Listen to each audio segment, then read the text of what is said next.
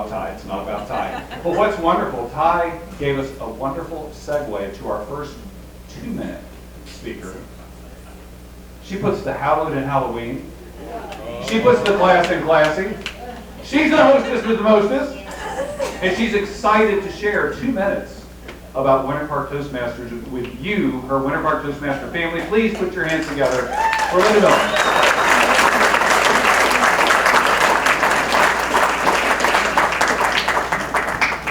Good evening, everyone. Good evening. It's great to see all of these familiar faces that some of you I haven't seen in years. So it's really nice to see you. So I started my Toastmaster career in 1066. A lot of Winter Parkers know that 1066 was our sister club. And when I went there, Elizabeth Brothers, I don't know if she's living, but she pretty much said to my mentor, this woman needs a lot of help. That was 30 years ago.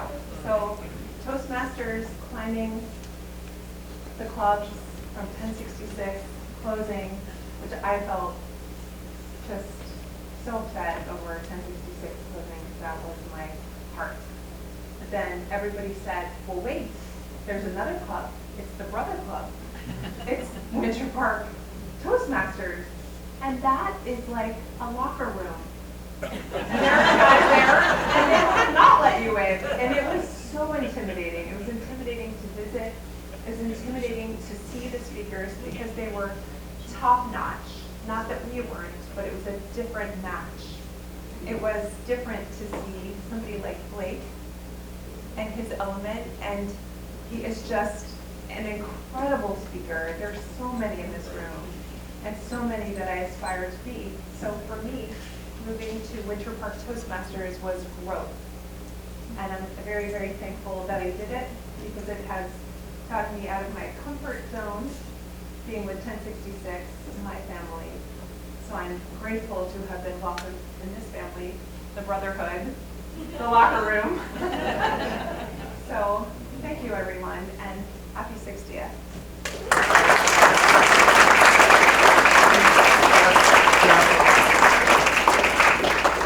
Yes, that's right. This mic is now working. Turn it down a little bit, Carmela. Check, check, check, check. I won't do my Russian sound man joke again. But Jeff, I think you can use this mic now. This one's too hot. This one's too cold. This one's just right. I think we got it right. Roy, are you on your way? Are you doing it there, or are you coming up here?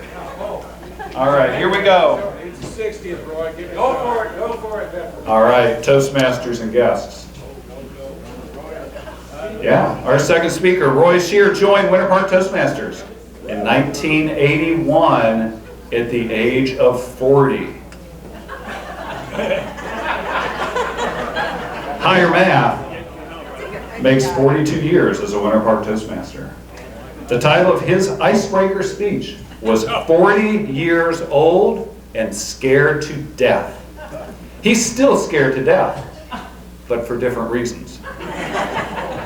Outliving his retirement savings, losing his driver's license, having his walker stolen. Please join me in welcoming Roy in a speech titled, Oh, the Memories. The memories. Thank you so much. Oh my God, look at all those trophies. So. I used to be able to do without the notes when I had a memory. Thank you, Jeff, for reading that so well. I would have typed it out, but by the ribbon on my typewriter. It's pretty much worn out.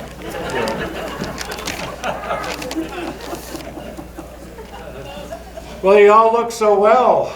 Beautiful, really vibrant, healthy. There's something about Winter Park Toastmasters. Even if you're indirectly attached, spouse, girlfriend, boyfriend, partner, that leads energy. Energy. energy in it. I think it's been proven that Winter Park Toastmasters live longer by 5 or 10 years than the average population. So that's reason enough right there to maintain your membership. Now, fortunately, I have been able to enjoy that same sort of health and vitality. I think I'm still the young, vibrant, bon vivant that I was when I joined 42 years ago. Very few changes, well, maybe a couple. Hair's gotten gray, hearing aids, padded jockey shorts, cane. However, I still look good for someone who's still walking. Amy White, our resident health expert, health guru. Amy has me on the cover of her advertising. And I appreciate that, Amy. And you're right. A body like this body, it doesn't come without years and years of sculpting. Yes, sculpting. Oh, a lot of these young people brag about having six-pack abs. I have an entire case. That's the difference. Well, I was asked by the committee to recall some of the speeches that piqued me, enjoyed, and I made a short calculation. In my time at Toastmasters, I've heard over 8,500 speeches. 8,400 of them are really boring. But I want to pick on a couple. One of the ones I recall is someone mentioned earlier on that years ago it was an all-male club. No higher standards than we have today, as we always maintain to go. A lot of business owners, a couple of preachers, several attorneys, business owners. And one of the earlier speeches from a young man who didn't really understand his audience, he gave a talk on 20 ways of winning a bar fight. He had a flip chart showing the elbow, getting in the first punch and the kick, and I'll never forget the incredulous look that these people had. He's talking to us? Never forget that speech. I'm not going to mention his name, played UCF football. You here today, Michael? I saw you on the list. Okay. How could we ever forget Carl Reiter, his zingers, injecting those zingers along the way. Serious, it was almost predictable. Carl figured it out, every 92 seconds, put one in there. Keeps people awake. He was very good at it. Wrote a book called Bomb-Proof Humor. Clearly, I should have reread the book before I got here tonight. Harold Lanigan's been mentioned a couple of times. He was one of the powerful people in the club early on. Prisoner of war, shot down twice, once in France and once over Germany. He wasn't a very good pilot, but fantastic man.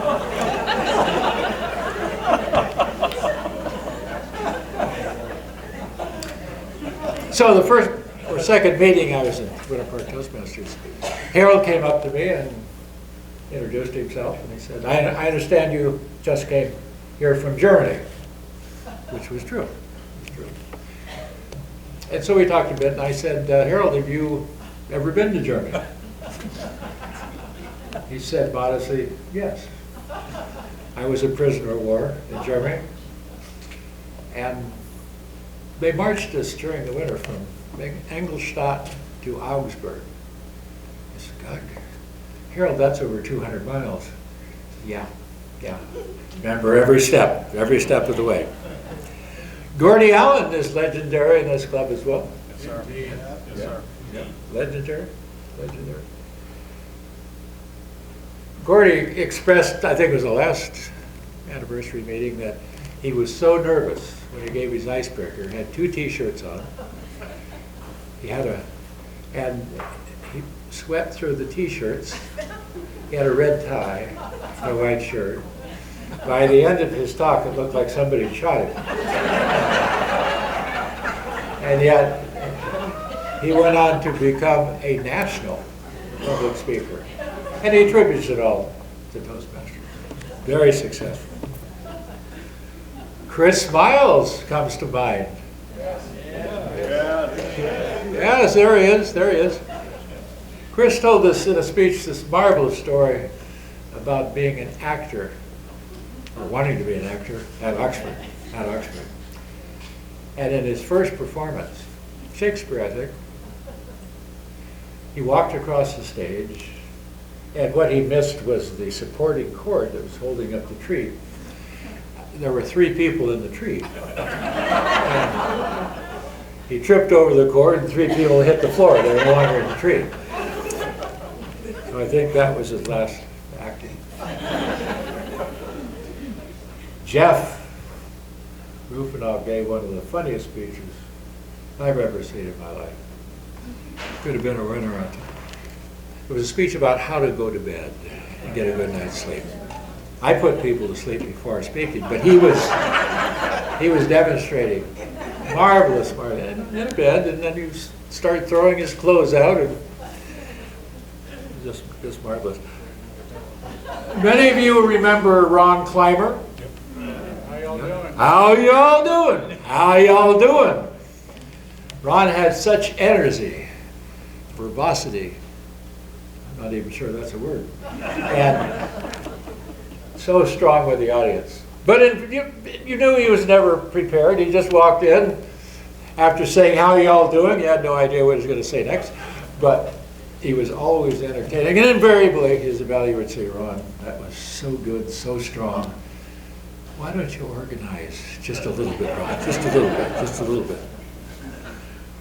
John Nucitelli. Yes, one of our legends.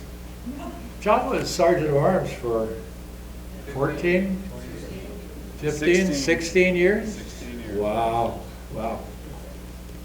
John had wonderful stories. One was when he was in the Air Force as a tech, his job was B-52s to check not just the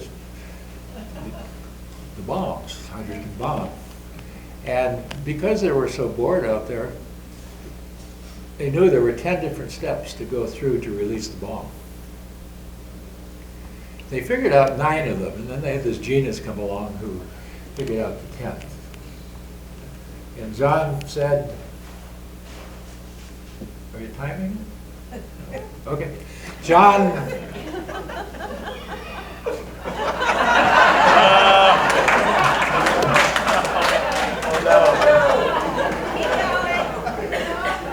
It's too good of a speech, Roy. oh, okay. So, You're at 10 minutes. oh my God, seemed longer. Anyway, John said, he said one evening, we understood that if we dropped that one, we could eliminate blowing up the entire city of Dallas. He said, but we couldn't figure out how we could escape before the bomb went off. Mark Ehlers. Mark. An entire speech on toothpicks. Can you imagine that? Yeah. Hugely entertaining. The toothpick. Tom Kemper I saw on the list, but I don't see him in the audience. Great friend. Big man, Tom. Heavy. Well, I shouldn't say. Since he's not here, we can say whatever we like about it. Anyway, Tom gave a speech on why it was hard to lose weight. And then he talked about putting on his Speedo. And we thought, oh God, no. He's not going to do that in a speech, I hope. Jordan has enthralled us many times. First sexual experience. Wow. edge of our chairs on that one, man. And he went on, the essential, and then he wound up by saying, and we massaged one another's feet. All right, Jordan.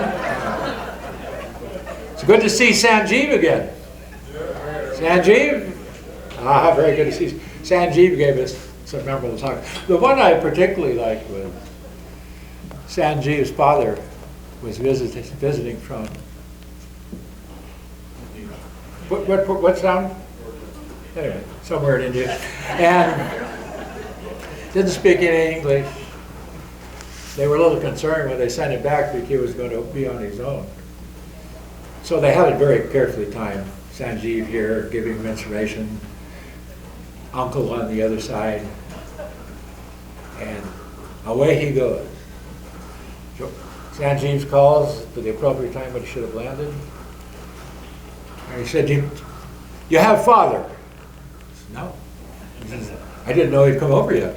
Anyway, he was lost in the airport for 3 days. Nobody knew where he was. Is that somebody's stomach? But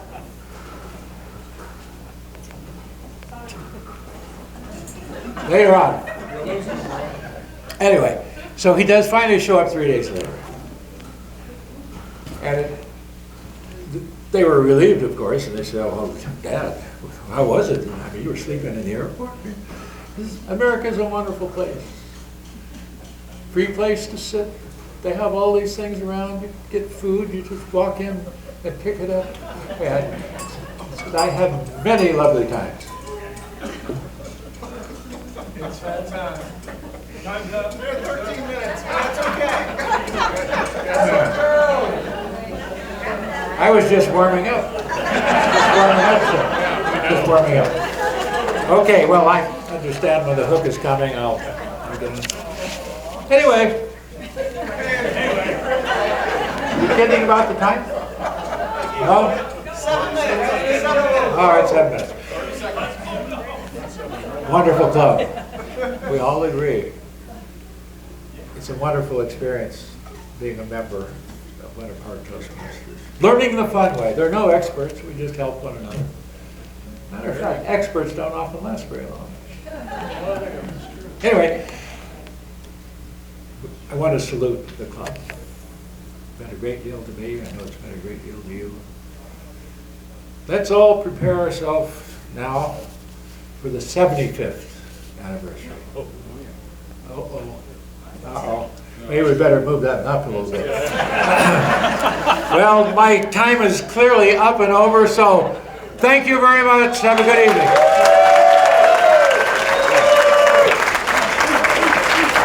There you go.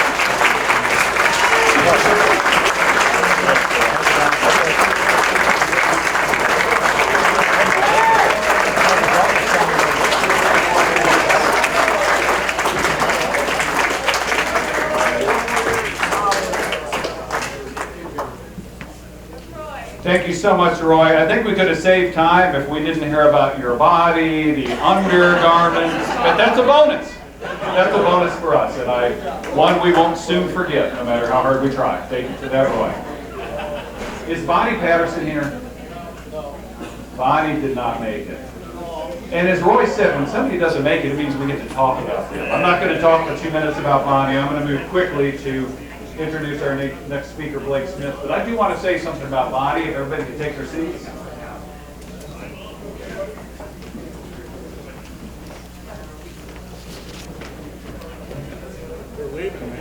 I have seen president after president be in our club. I have never seen someone ask to be president for a second term.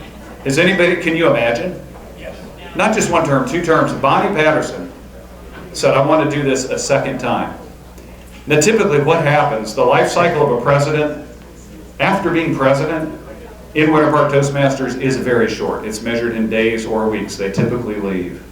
But they don't leave the country. The last thing I have heard is that Bonnie is considering moving to the Dominican Republic. So just know, if you're thinking about being a president for 2 terms, you may be compelled to think you need to leave the country. Thank you, Bonnie, for your service for not one term, but 2. And with that, we'll move to our third 7-minute speaker, who is Distinguished Toastmaster Blake Smith.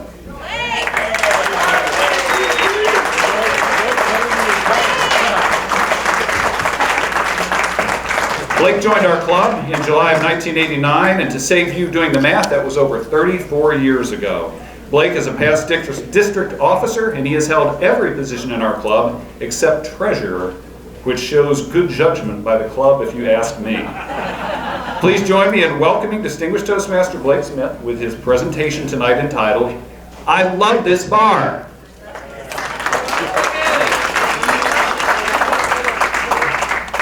I've been informed that after Roy, my presentation has got to be cut down to 2.5 minutes. So. There we go. There we go. So, does everyone know who Toby Keith is? Yes? No? Yes? Yes, sir. Oh, yeah. Oh, yeah. For those of you that don't, Toby Keith is a Grammy Award-winning country western artist. 20 years ago tomorrow, he released an album that went platinum 4 times over. On that album was a song entitled, I Love This Bar. Remember? Yeah. Yep.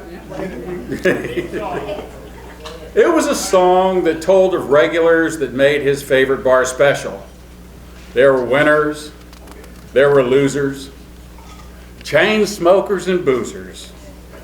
There were yuppies and bikers and thirsty hitchhikers. I think you get it.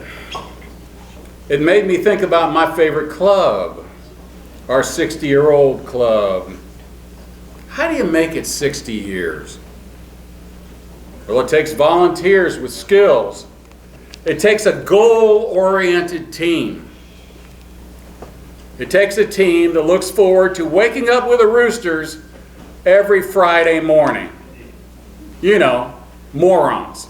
People that are a little bit nuts. Nuts with a worldview in an international organization. It takes an international club in Winter Park. For those of you that haven't noticed or been around in a while, in no particular order, we have or have had members from, you can start counting down, China, Vietnam, Korea, India, the Ivory Coast, Turkey, Canada, I'm just getting warmed up, Great Britain, Senegal, the Netherlands, islands of the Caribbean, Colombia, Venezuela, Ecuador, Haiti, Brazil, Apopka and Christmas.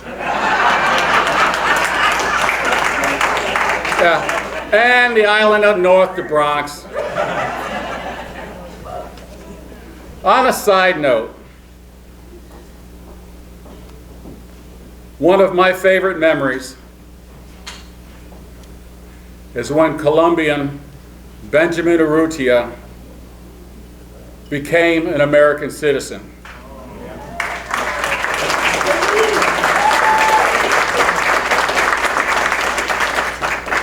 He asked me if he could lead the club in the Pledge of Allegiance in his first meeting as an American. The emotion of that moment still obviously brings tears to my eyes.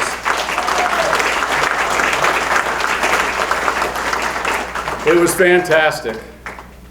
And if you get a chance to know Benjamin, you'll find out he's a sick, sick man. I love his sense of humor. Let's talk about another worldview, okay? Next week, for those of you that don't have anything to do on Friday, is our annual Veterans Day meeting. We literally have veterans from every branch of the military in our club. We've had veterans in the Royal Navy, veterans that fought in the Korean War, veterans that flew bombers, as you've heard, in World War II, veterans that were POWs in World War II. We had an accountant in the club, and we found out later that he was a veteran that had fought in the Battle of the Bulge. Those of you that don't know about that, I entreat you to please look it up. We have veterans that manned tanks in Vietnam, veterans that fought in the Gulf War, and veterans that stormed the beaches in the South Pacific. Before I continue,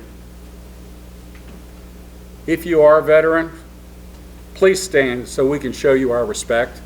Please. Look around. Look around.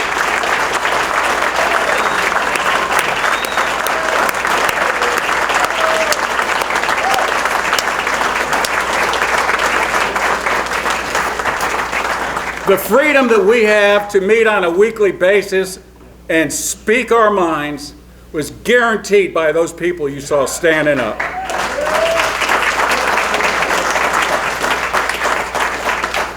We've had first responders, fire and rescue, police officers, deputies, police chiefs, and federal agents. Can I keep going? Can I keep going? All right, good answer. I'll warn you, I'm fixing to go a little Jesse Jackson on you now. We've had doctors and actors, therapists and realtors, pilots and preachers, Olympians and teachers, politicians, magicians, coaches and musicians, salespeople, CEOs and competitors in rodeos, sales champions, boxing champions, and dozens, I mean dozens of speaking champions. Rock climbers, mountain bikers, motivators, and hang gliders. Treasure hunters, deer hunters, opera singers, professors, and dog trainers. Do you feel me? It just keeps going. It just keeps going. Now, after hearing all that, yeah, I'd take an amen, brother. After hearing all that, you put them all together, you stir it for 60 years, and you get the recipe for Winter Park Toastmasters. Oh yeah, oh yeah. Guy Fieri, eat your heart out. You wouldn't believe how many Toastmasters have become co-workers. It'd make your head spin, right, Tim? Yes. Yes, amen, brother. Or how many Toastmasters have married other Toastmasters? Or Toastmasters that have fallen in love. We've celebrated each other's victories.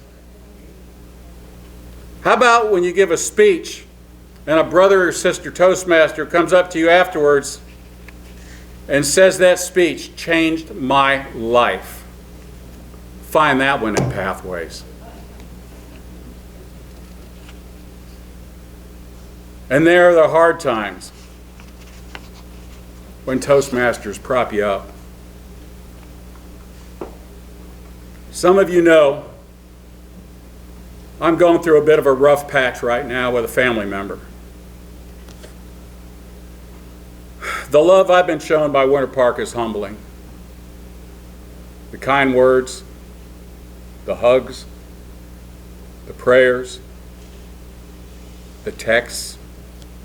I'm going to share a text with you real quick. Hi Blake, this is from Toastmasters.